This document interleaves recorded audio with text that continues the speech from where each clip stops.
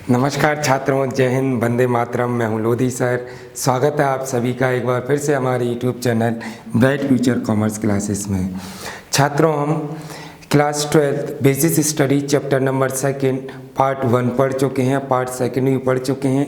अगर आपको वीडियो नहीं मिला है तो इस वीडियो के डिस्क्रिप्शन में जाकर आप लिंक देख सकते हैं और वीडियो को देख सकते हैं और अपना प्रिपरेशन कर सकते हैं।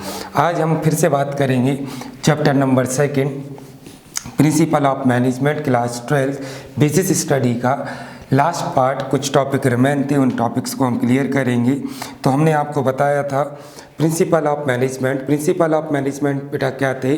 प्रिंसिपल ऑफ मैनेजमेंट वो गाइडिंग पॉइंट्स होते हैं जिनको फॉलो करके एक ऑर्गेनाइजेशन अपने गोल को अचीव कर सकता है।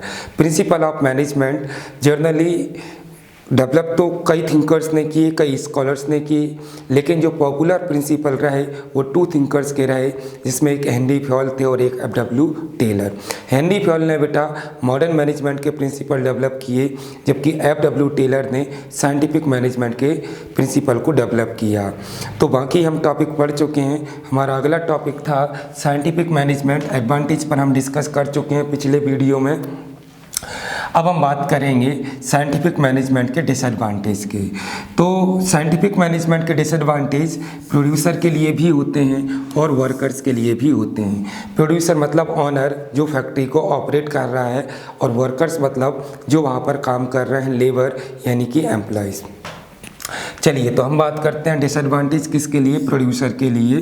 तो पहला पॉइंट आता है डिसएडवांटेज किसके लिए बेटा? प्रोड्यूसर के लिए। तो प्रोड्यूसर के लिए डिफरेंट टाइप के डिसएडवांटेज होते हैं साइंटिफिक मैनेजमेंट के, जिसमें से पहला पॉइंट आता है हमारा ह्यूज इन्वेस्टमेंट, सेकंड आता है difficulties in reorganization, lack of stability, unsuitable for small scale business और प्रॉब्लम ऑफ स्किल्ड एम्प्लॉय। क्या है अभी हम डिस्कस करने वाले हैं। डिसएडवांटेज टू वर्कर्स के लिए देख लें, increasing working speed, undemocratic system, fear और unemployment, exploitation of workers, limited working scope. अब हम इनको डिस्कस करने वाले हैं कि इनमें हम डिटेल क्या लिखेंगे। तो चलिए डिस्कस करते हैं डिसएडवांटेज ऑफ साइंटिफिक मैनेजमेंट किसके लिए बेटा? प्रोड्यूसर के लिए। तो स्टार्ट है, पहला पॉइंट है हमारा ह्यूज इन्वेस्टमेंट। ह्यूज इन्वेस्टमेंट का मतलब होता है कि जब हम साइंटिफिक मैनेजमेंट का यूटिलाइजेशन करते हैं, यूज करते हैं, साइंटिफिक मेथड को यूज करते हैं, न्यू मशीनरी को यूज करते हैं, तो हमें मोर कैपिटल यानी कि ज़्यादा कैपिटल, ज़्यादा पैसे की ज़रूरत होती है। रिजल्टिंग जो स्केल स्मॉल बिजनेस होते हैं उनके लिए सूटेबल नहीं होता। तो यहाँ पर देखें डिटेल गिवन है, अंडर दिस मैनेजमेंट यानी कि साइंटिफिक मैनेजमेंट में producer have to make investment in large amount on tools and machinery. Scientific management में प्रोड्यूसर को एक लार्ज अमाउंट मतलब बहुत सारा पैसा किस पर एक्सपेंड करना होता है? किस पर? टूल्स पर और मशीनरी पर। रिजल्टिंग ये क्या हो गया? एक डिसएडवांटेज हो गया किसके लिए? प्रोड्यूसर के लिए। किसका? साइंटिफिक मैनेजमेंट का। क्यों हो गया डिसएडवांटेज? क्योंकि साइंटिफिक मैनेजमेंट का यूज करने के लिए हमें बहुत ज़्यादा कैपिटल का रिक्वायरमेंट होता है। सेकंड हमारा आता है डिफिकल्टीज इन रीऑर्गेनाइजेशन। रीऑर्गेनाइजेशन का मतलब ये होता है बेटा, पहले से हमारे पास जो मशीनें हैं, प्लांट है, अब उन्हें रिप्लेस करना है, नई मशीनें, इक्विपमेंट इस्टेब्लिश करना है बिजनेस में, तो इसमें हमें डिफ़िकल्टीज आएगी। क्यों आएगी डिफ़िकल्टीज? क्योंकि जो ओल्ड मशीन है उन्हें वर्कर्स अच्छे तरीके से ऑपरेट कर सकते हैं। इसके बाद जो मैनेजमेंट का मेथड है वो पहले से ही हमारा सेट है। अब फिर से अगर नई मशीनें लाएंगे यानी कि न्यू रीऑर्गेनाइजेशन करेंगे तो फिर से हमें क्या आएगी बेटा? डिफ़िकल्टीज आएगी। तो यहाँ पर लिखा हुआ है इन दिस मैनेजमेंट यानी कि साइंटिफिक मैनेजमेंट में replacement of old tools with new tools. जब हम ओल्ड टूल्स को रिप्लेस करते हैं, कौन से टूल्स से बेटा? न्यू टूल्स से, तो कैपिटल लॉस मतलब हमारा ज़्यादा कैपिटल नुकसान हो जाता है, और प्रेजेंट मैनेजमेंट और जो प्रोडक्शन सिस्टम है वो क्या हो जाता है? डिसॉल्व हो जाता है। फिर से हमें प्रोडक्शन का एक सिस्टम बनाना पड़ता है, फिर से हमें मैनेजमेंट की जो मेथड है वो फिर से हमें क्रिएट करने पड़ते हैं। रिजल्टिंग ये डिसएडवांटेज हो गया किसका? साइंटिफिक मैनेजमेंट का। क्या करने में? रीऑर्गेनाइजेशन करने में।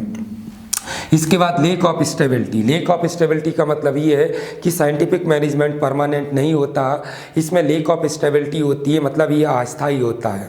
जब न्यू इनोवेशन होता है, न्यू एक्सपेरिमेंट होता है, तो हमें फिर से नई मशीनें परचेस करनी होती हैं। तो lack of stability scientific management का एक डिसएडवांटेज है। तो यहाँ पर लिखा है due to continue experiment production process are continuously change due which causes stability in factory. तो इन वजह से फैक्ट्री में जो स्टेबिलिटी होती है वो स्टेबिलिटी नहीं रहती, हमें बार बार मशीनों और इक्विपमेंटों को चेंज करना पड़ता है।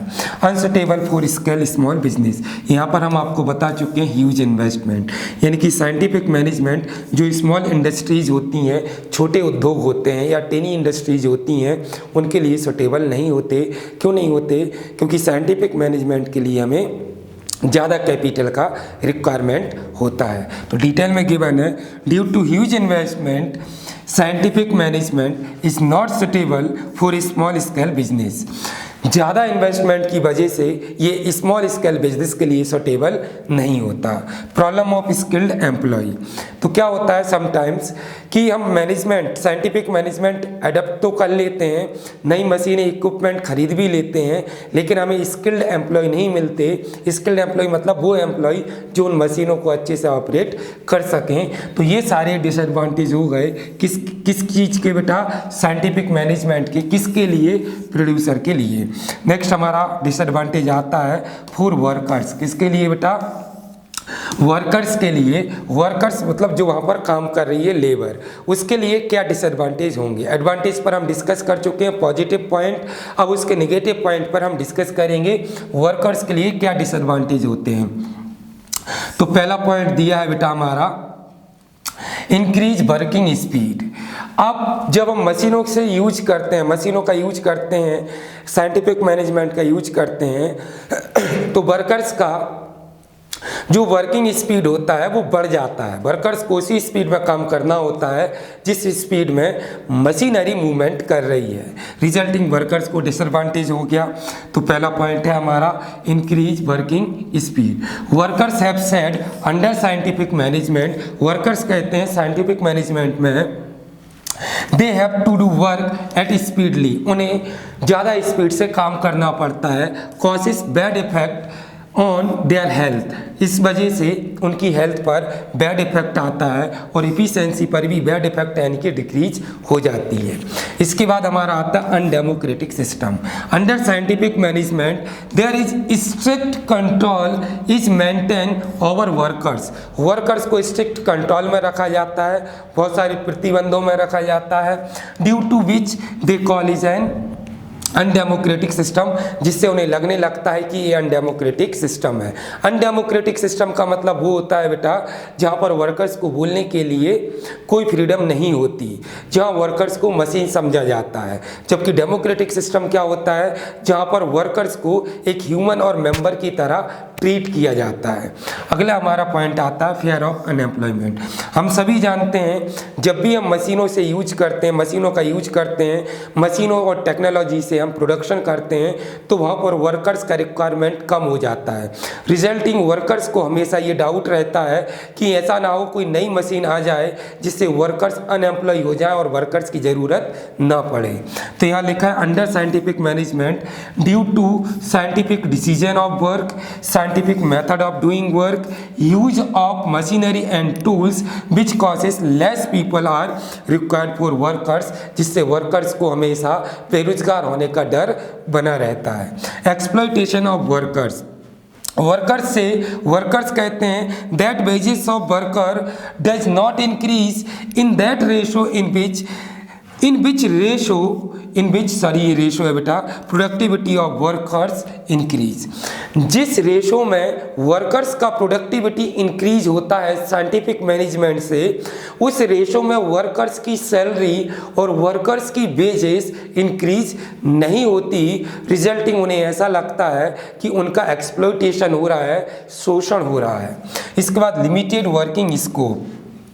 साइंटिफिक मैनेजमेंट का एक डिसएडवांटेज ये है कि वहाँ पर लिमिटेड वर्किंग स्कोप होता है, मतलब वर्कर किसी एक पर्टिकुलरी फील्ड में पर्टिकुलरली एक्टिविटी में एक्सपर्ट हो जाता है और उसकी जो अदर एक्टिविटीज़ होती हैं ऑर्गेनाइजेशन की उसका नॉलेज उसे कम हो जाता है, रिजल्टिंग साइंटिफिक मैनेजमेंट का जो वर्किंग स्कोप है वो क्या हो गया, लिमिटेड हो गया। एग्जाम्पल के लिए सपोज करिएगा आप पिछले 10-15 साल से कंप्यूटर ऑपरेट कर रहे हैं, यानी कि कंप्यूटर का नॉलेज आपको बहुत ज़्यादा हो गया है, लेकिन ये डिसएडवांटेज है। सपोज करिए अब आपकी नौकरी चली जाए और अब आपको सेल्समैन का काम मिले तो अब आपको इसका एक्सपीरियंस नहीं है, आप उस सेल्समैन का काम नहीं कर सकते, तो ये साइंटिफिक मैनेजमेंट का क्या है बेटा, डिसएडवांटेज है। इसके बाद हमारा अगला टॉपिक आता है इस चैप्टर का, अगला टॉपिक आता है method of study of work. Scientific work study का कुछ साइंटिफिक मेथड होता है, तो वर्क स्टडी हम कैसे करते हैं, scientific method of study of work. Work का स्टडी करने के लिए कौन सा मेथड बेटा, साइंटिफिक मेथड। तो ये जितने भी मेथड हैं, पहली चीज़ याद रखना, ये सभी के सभी मेथड किसने डेवलप किए हैं बेटा, टेलर ने, क्योंकि साइंटिफिक मैनेजमेंट के फादर कौन है, टेलर हैं। तो अब हमारा आता है पहला point, method study. It is refers to identifying the most suitable way to do a particular activity. किसी पर्टिकुलर एक्टिविटी को करने के लिए सबसे अच्छा मेथड ढूंढना कौन सा स्टडी होता है, मेथड स्टडी। मोशन स्टडी, इसमें हम स्पीड को कैलकुलेट करते हैं बेटा, किसको कैलकुलेट करते हैं, स्पीड, यानी कि मशीन और वर्कर्स के मूवमेंट को कैलकुलेट करते हैं। तो it is refers to conducting the study of motion, motion मतलब स्पीड बेटा, being performs by worker and machine while doing the job. For this study, इस स्टडी के लिए कैमरा इन यूज, इस स्टडी को करने के लिए किसका यूज होता है बेटा, कैमरे का यूज होता है। इसमें हम क्या फाइंड करते हैं, मूवमेंट ऑफ वर्कर्स और मशीनरी, मशीन और वर्कर्स के बिटवीन मूवमेंट का रेशो क्या है, और कहीं अननेसेसरी मूवमेंट हो रहा है तो हम उसको रिमूव कर सकते हैं, कौन सी स्टडी से, मोशन स्टडी से। अब टाइम स्टडी, इसमें बेटा हम टाइम कैलकुलेट करेंगे वर्कर्स का, कि किसी पर्टिकुलर एक्टिविटीज़ को कंप्लीट करने के लिए वर्कर्स को कितना टाइम लगेगा। इसके लिए हम कैमरे का यूज करते हैं, याद रखिएगा। मोशन स्टडी के लिए कैमरे का यूज करते हैं, और टाइम स्टडी के लिए स्टॉप वॉच का यूज किया जाता है। किसका, स्टॉप वॉच का यूज किया जाता है। तो it refers to determining the standard time required to complete a particular activity. इसमें हम उस टाइम को कैलकुलेट करते हैं जो एक पर्टिकुलर एक्टिविटीज को करने के लिए रिक्वायर्ड होता है। For this study stop watch is used. इस स्टडी में हम क्या यूज करते हैं बेटा, स्टॉप वॉच यूज करते हैं। इसके बाद आता है हमारा फैटिग स्टडी। कौन सा स्टडी आता है बेटा, फैटिग स्टडी, हिंदी में से कहते हैं थकान अध्ययन। क्या कहते हैं, थकान अध्ययन। क्या होता है, ड्यू टू कंटिन्यू वर्क, जब वर्कर्स कंटिन्यू काम करते हैं, क्या करते हैं, कंटिन्यू काम करते हैं, रिजल्टिंग वो टायर्ड हो जाते हैं, मतलब बहुत ज़्यादा फैटिग हो जाते हैं, थक जाते हैं। रिजल्टिंग, टेलर ने फैटिग स्टडी किया कि वर्कर्स से कितना काम करवाएं और कितना काम करवाने के बाद उन्हें कितना रेस्ट इंटरवल दें जिनसे वो ज़्यादा एफिशिएंसी के साथ काम कर सकें। एग्जाम्पल के लिए अगर कोई वर्कर कंटिन्यू 3 घंटे काम करता है तो 3 घंटे के बाद उसका जो वर्किंग एफिशिएंसी और कैपेसिटी होता है वो डिक्रीज हो जाता है ड्यू टू फैटिग, थकान की वजह से। तो टेलर यहाँ पर ये स्टडी करते हैं कि वर्कर्स कितना काम करें और उन्हें कितना रेस्ट इंटरवल दें जिससे वर्कर ज़्यादा एफिशिएंसी के साथ काम कर सकें। तो यहाँ पर लिखा है it refers to determining the duration, मतलब टाइम एंड फ्रिक्वेंसी ऑफ किसकी बेटा, रेस्ट की, यानी कि आराम की, interval in complete a task. एक काम को करने के लिए वर्कर्स को कितना टाइम रेस्ट देना है जिससे वो काम को स्मूथली और ज़्यादा एफिशिएंसी के साथ कंप्लीट कर सके। तो ये बेटा जो चारों पॉइंट हमने पढ़े हैं ये अपने क्या है, साइंटिफिक मेथड है क्या करने के लिए, वर्क को इवेल्यूट करने के लिए, स्टडी करने के लिए। अगला हमारा क्वेश्चन आता है इसी चैप्टर का, व्हाट इज मेंटल इवोल्यूशन। चलिए पहले डिस्कस करते हैं मेंटल इवोल्यूशन होता क्या है, मानसिक क्रांति। तो क्या होता है बेटा, समटाइम्स वर्कर्स जितना भी काम करते हैं, जो भी उनका परफॉर्मेंस होता है, वो सब ह्यूमन नेचर है किसके ऊपर डिपेंड करता है, हमारे मेंटल यानी कि हमारी मानसिकता के ऊपर डिपेंड करता है। अगर वर्कर्स की मेंटलिटी ये बन जाए कि हम तो सिर्फ यहाँ के वर्कर हैं, हमें इंस्टीट्यूशन के डेवलपमेंट से कोई लेना देना नहीं है, तो हम कभी भी अपने ऑर्गेनाइजेशन को गोल अचीव नहीं कर सकते। और मैनेजर को अगर ये लगे कि वर्कर सिर्फ एक मशीन है, हमें उससे कोई लेना देना नहीं है, तो मैनेजर भी अपने गोल को अचीव नहीं कर सकता। तो मेंटल इवोल्यूशन में हम क्या करते हैं, वर्कर्स की मेंटलिटी और मैनेजर की मेंटलिटी को इस तरीके से सेट करते हैं कि वो ईच अदर्स को इंडिस्पेंसेबल, एक दूसरे की ज़रूरत समझते हैं। मैनेजर को ये समझना चाहिए कि वर्कर मशीन नहीं है, वो ह्यूमन है जो किसके फेवर में काम कर रहा है, ऑर्गेनाइजेशन के। और वर्कर्स को भी ये समझना चाहिए कि वो मशीन नहीं है और न केवल वर्कर हैं, वो ऑर्गेनाइजेशन के मेंबर हैं और उनकी ड्यूटी है ऑर्गेनाइजेशन के गोल को अचीव करने के लिए। तो यहाँ पर लिखा है mental evolution is the essence of scientific management. ये साइंटिफिक मैनेजमेंट का एसेंस, हृदय माना जाता है, हार्ट माना जाता है। Planning of scientific management can never be success without the mental evolution. हम कितना भी प्लान कर लें साइंटिफिक मैनेजमेंट का, लेकिन अगर हमने मेंटल इवोल्यूशन नहीं किया है तो वो हमारा प्लानिंग कोई भी काम का नहीं है, किसी भी काम का नहीं है। किसके बिना बेटा, मेंटल इवोल्यूशन के बिना। This implies that there should be mutual coordination between the management and labor। यानी कि इसमें हम क्या करते हैं, मैनेजमेंट और लेबर के बिटवीन म्यूचुअल कोऑपरेशन और कोऑर्डिनेशन इस्टेब्लिश करते हैं ताकि गोल को ईजिली अचीव कर सकें और वर्कर्स की इफिशिएंसी परफॉर्मेंस इम्प्रूव हो सके। तो ये हो गया हमारा मेंटल इवोल्यूशन। अगला हमारा टॉपिक आता है बेटा व्हाट इज फैटिग स्टडी। तो अभी हम आपको बता चुके हैं, वर्कर्स कंटिन्यू काम करने से थक जाते हैं, तो इसमें हम ये कैलकुलेट करते हैं कि वर्कर्स को कितना काम दें, कितना रेस्ट दें और कितना काम करवाएं जिससे उनकी इफिशिएंसी बढ़ जाए। तो इसमें लिखा हुआ है worker are want to feel tired physically और मेंटली। वर्कर काम करने से खुद को थका हुआ मानसिक रूप से और शारीरिक रूप से महसूस करते हैं। If they do not rest, अगर वो रेस्ट ना करें तो while working which has an adverse impact on their efficiency. अगर वो रेस्ट ना करें तो इससे उनकी इफिशिएंसी पर बुरा प्रभाव पड़ेगा। Fatigue study do to determine the duration. Fatigue study में हम क्या डिटरमाइन करते हैं, हम डिटरमाइन करते हैं क्या, duration and frequency of rest interval in completing a task. एक काम को करने में कितना वर्कर्स को रेस्ट दें ताकि उनका परफॉर्मेंस अच्छा हो सके। तो ये हो गया बेटा हमारा फैटिग स्टडी। ये सब किसके प्रिंसिपल है बेटा, टेलर ने। ये सब किसने डेवलप किया, टेलर ने, क्योंकि साइंटिफिक मैनेजमेंट का फादर किसको कहा गया, टेलर को कहा गया। इसके बाद हम बात करते हैं difference between scientific management and traditional management. Traditional management मतलब परंपरागत, जो ओल्ड टेक्निक थी मैनेजमेंट की वो सब ट्रेडिशनल होती हैं, और साइंटिफिक मतलब मॉडर्न टेक्निक। तो इन दोनों में हम डिफरेंशिएट कर रहे हैं बेटा, किस किस में, डिफरेंस बिटवीन ट्रेडिशनल मैनेजमेंट और साइंटिफिक मैनेजमेंट। तो बहुत आसान है, देखिएगा। ह्यूमन एस्पेक्ट, पहले जो ट्रेडिशनल मैनेजमेंट होता था इसमें ह्यूमन एस्पेक्ट नहीं था, मतलब लोगों को, वर्कर्स को सिर्फ मशीन समझा जाता था और कुछ भी नहीं समझा जाता। जबकि साइंटिफिक मैनेजमेंट, मॉडर्न मैनेजमेंट में अब क्या होता है, वर्कर्स ही सब कुछ है, वर्कर्स के बिना इंस्टीट्यूशन कुछ भी नहीं है। तो human aspect, traditional management has absence of human aspect. Traditional management में ह्यूमन एस्पेक्ट नहीं होता, मतलब हम लोगों के भले की नहीं सोचते।